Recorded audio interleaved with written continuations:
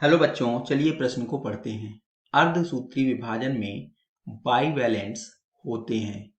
इस प्रश्न की मुख्य अवधारणा अर्धगुणसूत्री विभाजन में पाए जाने वाले बाइवैलेंट से संबंधित है। बाइवैलेंट्स दो समान लंबाई के गुणसूत्रों का एक दूसरे के पास स्थित होना है।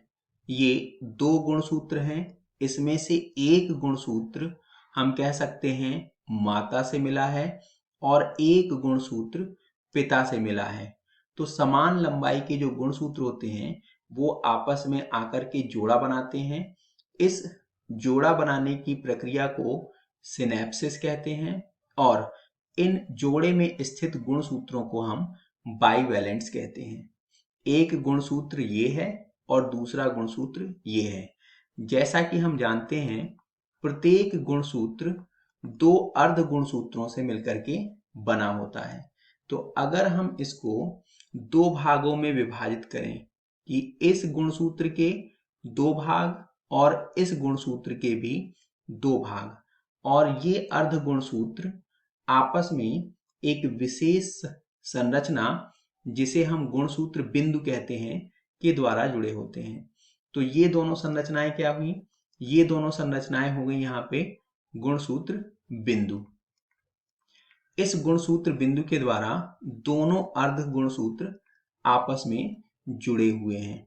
तो इस प्रकार से चार अर्ध गुणसूत्र वास्तव में मिलकर के बाइवैलेंट्स का निर्माण करते हैं और इस चार अर्ध गुणसूत्रीय अवस्था को हम क्या कहते हैं?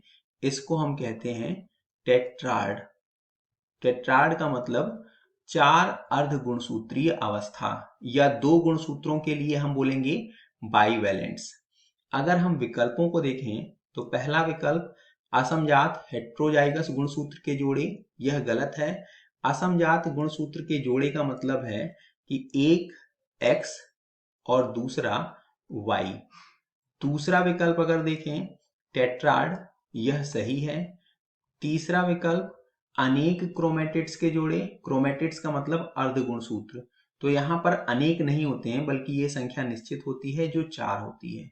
और चौथा होमोजाइगस गुणसूत्र के जोड़े, यह भी गलत है। होमोजाइगस गुणसूत्र का मतलब X प्रकार से है।